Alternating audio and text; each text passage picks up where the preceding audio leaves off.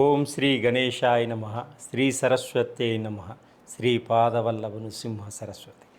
శ్రీ గురు దత్తాత్రేయాయ నమ. గురుదేవుల పాదాలకి నమస్కారములు. ప్రేక్షక మహాశయులందరికీ నమస్సుమాంజల్లు. ఈ 2026 సంవత్సరంలో ఉగాది శుభాకాంక్షలందరికీ. శ్రీ పరాభవన సంవత్సరంలో పంచాంగ శ్రవణం చేసుకుంటున్నాం మనం.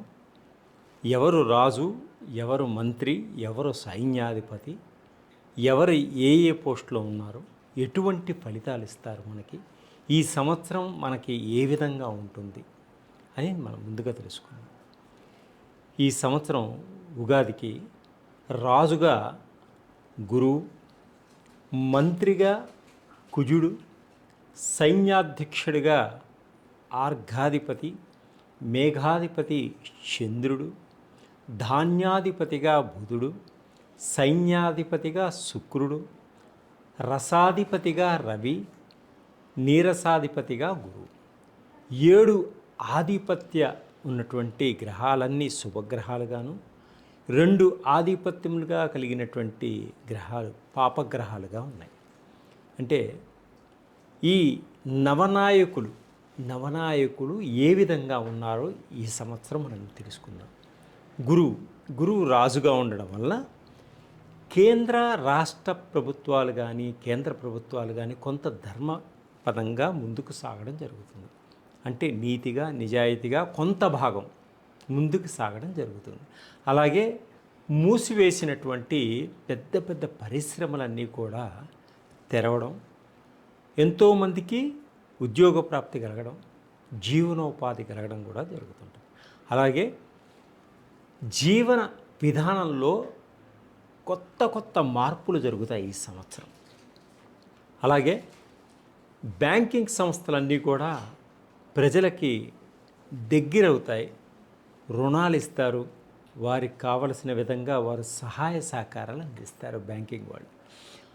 అలాగే ప్రజలలో దైవభక్తి, దైవ చింత అనేది కూడా ఎక్కువగా ఉంటుంది ఈ సంవత్సర కాలంలో. విద్యార్థులకు విద్యా విధానంలో కొత్త మార్పులు జరగడం, అంటే విద్యలో ఉన్నత స్థానానికి ఎదిగేటువంటి సూచనలు అద్భుతంగా కనిపిస్తున్నాయి ఈ సంవత్సరం.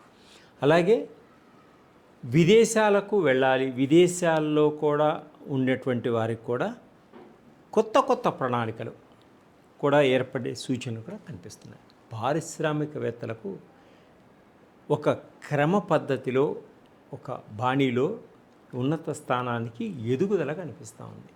ఏది? రాజు గురు అవడం వల్ల. అలాగే ఈ నవనాయకుల్లో మంత్రి కుజుడైతే ఎలా ఉంటుంది? మంత్రిగా కుజుడు, మంత్రి కుజుడు అవడం వల్ల ఈ సంవత్సరం రాజకీయ నాయకులలో అసఖ్యత ఉంది, మనస్పర్ధలు ఎక్కువగా ఉంటాయి, గొడవలు ఎక్కువగా ఉంటాయి, ఒకరికి ఒకరు అర్థం చేసుకోరు, పదవుల కోసం పాకులాడటం ఉంటుంది ఈ సంవత్సరం అంతా. అలాగే వాహన ప్రమాదాలు కూడా ఎక్కువగా జరుగుతాయి ఈ సంవత్సరం. అగ్ని ప్రమాదాలు కూడా ఎక్కువగా ఉంటాయి. ఒక్కొక్కసారి పెద్ద ఫ్యాక్టరీల్లో షార్ట్ సర్క్యూట్ జరిగి విద్యుత్ వల్ల కొంత నష్టం కలుగుతుంది. అలాగే ఫ్యాక్టరీలలో కూడా కొంత పెద్ద ఎత్తున నష్టాలు జరిగేటువంటి సూచనలు కనిపిస్తున్నాయి. పండ్ల తోటలు వీటి వల్ల కూడా కొంత నష్టం జరుగుతుంది. అధిక ధరలతోటి పంటలు ఉంటాయి ఈ కుజుడు మంత్రి అవ్వడం వల్ల.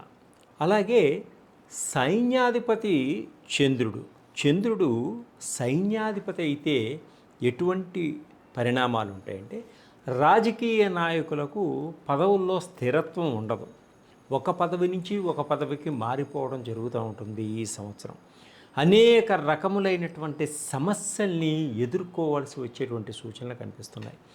ఉన్నత స్థానాల్లో ఉన్నవారికి బదిలీలు, మంచి పేరు ప్రఖ్యాతులు ఉన్నవారికి కూడా బదిలీలు తప్పవు.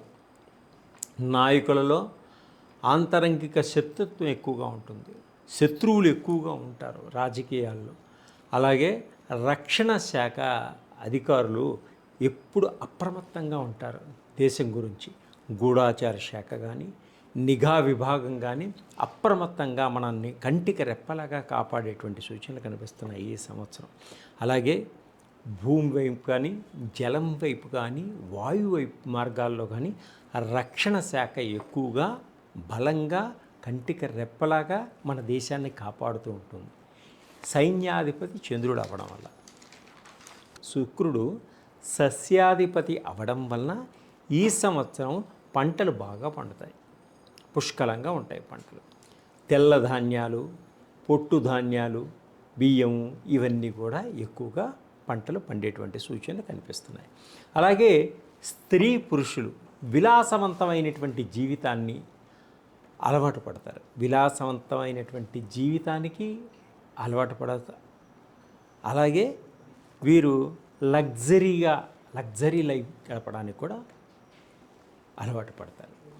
శృంగార సంబంధమైనటువంటి ఔషధాలకు కానీ, మిగతా కొన్ని వస్తువులకు కానీ ఎక్కువగా గిరాకీ బాగా పెరుగుతుంది. మత్తు పదార్థాలు, మాదక ద్రవ్యాలు వాడకం ఎక్కువగా ఉంటుంది. నవరత్నాలు, అలంకరణ వస్తువులు వాడకం కూడా ఈ సంవత్సరం ఎక్కువగా ఉంటుంది, శుక్రుడు సస్యాధిపతి అవ్వడం వల్ల. స్త్రీలకు ఎక్కువ ప్రాముఖ్యత ఉంటుంది. సుగంధ ద్రవ్యాలు, రసాయన వస్తువులు ఎక్కువ ధరలకి అమ్ముడుపోతాయి. వేరుశనగ, నెయ్యి, నూనె, జీడిపప్పులు వీటన్నిటికి కూడా ధరలు అధికంగా పలకడం జరుగుతూ ఉంటుంది. అలాగే ధాన్యాధిపతి బుధుడు ధాన్యాధిపతి అవడం వలన వర్షాలు బాగా కురుస్తాయి. దేశమంతా కొంత భాగంలో తుఫాను బాధలు కూడా ఎక్కువగా ఉండేటువంటి సూచనలు కనిపిస్తున్నాయి. పంటలు కొన్ని దెబ్బతినేటువంటి సూచనలు కనిపిస్తున్నాయి. ప్రజలలో ఆందోళన, భయం ఎక్కువగా ఉండేటువంటి సూచనలు ఉన్నాయి. పెసలు, పత్తి, వేరుశెనగ, జొన్న, పొగాకు, పసుపు పంటలు బాగా పండుతాయి ఈ సంవత్సరం. అలాగే నీరుల్లి, వెల్లుల్లి, ఔషధములు, నెయ్యి, అపరధాన్యాల ధరలు అధికంగా ఉంటాయి. అంటే ప్రజలకి అందుబాటులో ఉండవన్నమాట. అంటే ధాన్యాధిపతి బుధుడు అవడం వల్ల ఇటువంటివన్నీ కూడా మనకి జరుగుతూ ఉంటాయి. అలాగే ఆర్ఘాధిపతి చంద్రుడు పంటలు బాగా పండినప్పటికీ నిత్యావసర వస్తువులు మటుకు ధరలు అధికంగా ఉంటాయి, హెచ్చుతగ్గులు ఉండవు. బియ్యం, వస్త్రాలు, పంచదార, ఉప్పు, వెండి, బంగారము, ముత్యములు, సముద్ర జల చెందినటువంటి సంపద, చేపలు మొదలైనటువంటి కూడా ఎక్కువ ధరలు ఉంటాయి.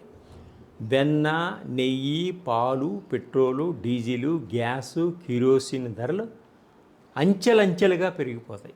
మనకి అందుబాటులో లేనటువంటి పరిస్థితి కూడా ఏర్పడవచ్చు.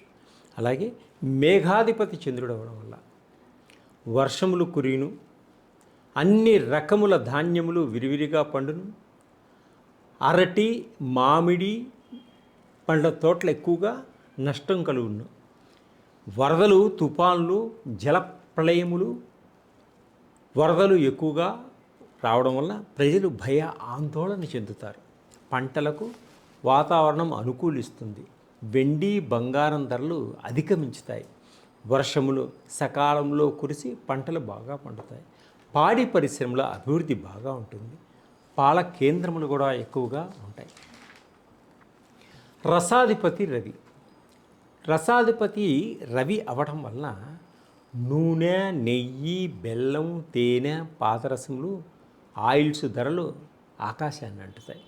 నిమ్మ, నారింజ, బత్తాయి, ద్రాక్ష, అరటి పండ్ల జాతులు విశేషంగా పండి ధరలు ఎక్కువగా ఉంటాయి. నూనె గింజలు, వేరుశెనగ గింజలు, ఆముదము, కొబ్బరి పంటలు బాగా పండుతాయి. కిరోసిను, పెట్రోలు, డీజిల్ ధరలు అధికంగా ఉంటాయి. ప్రజలలో కంటి వైద్యులు శ్రద్ధ చూపుతూ ఉంటారు. తర్వాత నీరసాధిపతి గురుడు నవధాన్యాలు, నూనె గింజలు, పిల్లి పెసలు అంటారు, ఉలవలు బాగా కూడా పండుతాయి.